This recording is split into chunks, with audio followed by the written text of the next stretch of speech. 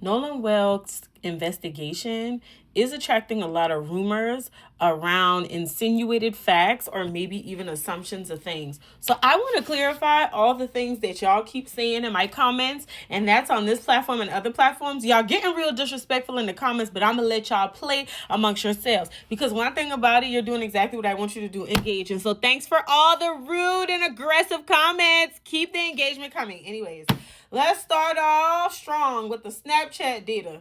The Snapchat data appeared to be deleted based on Nolan's mom gaining access to his phone. And they are making this assumption because Nolan is most often someone who was an avid user of Snapchat. So it was very unlikely that even previous data would be removed, because that is an app that he used on a very consistent basis. Now, let's also lean into the fact that allegedly his mom and whomever else was helping him leaned into Snapchat and the Life 360 app to be able to try to locate him, allegedly, but they actually ended up locating his phone.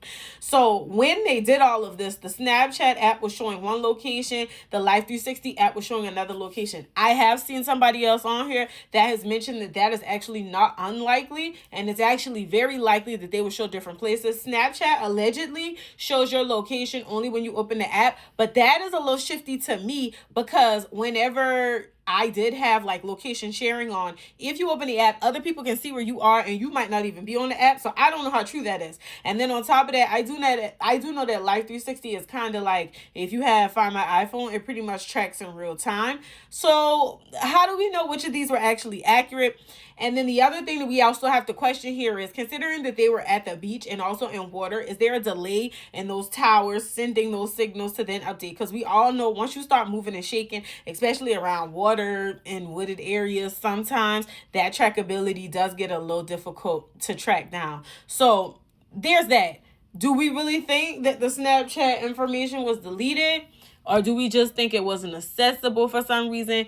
Does Snapchat have settings where if you don't open your phone, or like there's some password limitations, like you got to put in a password to be able to see the content? I don't know. I'm just asking a question. I do know that they did do a whole forensics on the phone that is being done right now. The next thing, Javon Williams, who is allegedly one of Nolan's friends, has stated that Nolan is actually not one of those kinds of people to leave the group of people he came with. It is very unlikely that Nolan would ever say, yep, I'm going to just stay with this girl. He apparently felt very strongly about leaving with the people he came with. He's very committed to always departing and arriving with the same group. That's an interesting fact, because I feel like that's the African American way. I'm going to just move on to the next thing. The initial autopsy is technically still pending, as well as the private autopsy that the family had done. Ultimately, they're still working on a toxicology report. They don't have any immediate obvious signs of foul play or trauma. That part they did release. So all of the commentary where you're like, they found water in his lungs, he drowned, they are assuming that it's a drowning, but they have to do additional research to be able to confirm that. Now, again, these are the questions that I keep asking in relation to autopsies, because I do understand that once they would have found them, I know that like if he was actually in the water, that sometimes we do have these instances where the water could either speed up or decrease the accuracy of the time that they can pinpoint when he may have lost his life, what may have happened to cause that. They have not necessarily said that there was water in the lungs, but they also didn't deny it. So we don't know if that's true. Again, I think investigators are assuming that it's a drowning because his body allegedly showed up on shore days after people have been looking for him. So another question that I have in this investigation, and since y'all know everything, y'all can tell me. So did they do any like diving, investigating, and search? So I know that they were searching the land, but did they search the actual water? Because it's interesting to me that if they did search the water, they didn't find any remnants of him down there or anything that would signal that he was down there, even though there are these currents. Okay, next thing. Katie. The rumors around Katie.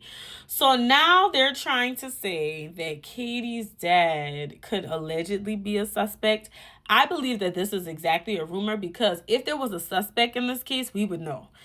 I don't think that they would withhold that information. But allegedly, there's a rumor that Katie's father is a suspect, allegedly, because Katie was talking to Nolan, and Katie's family is just not fond of her talking to Nolan, engaging with Nolan. And we probably already know why, because they don't look like each other. And so, in addition to that, there's also this rumor that allegedly Katie's cousin is on the run from the police, and some people allegedly think that this is in close relation to Nolan's case.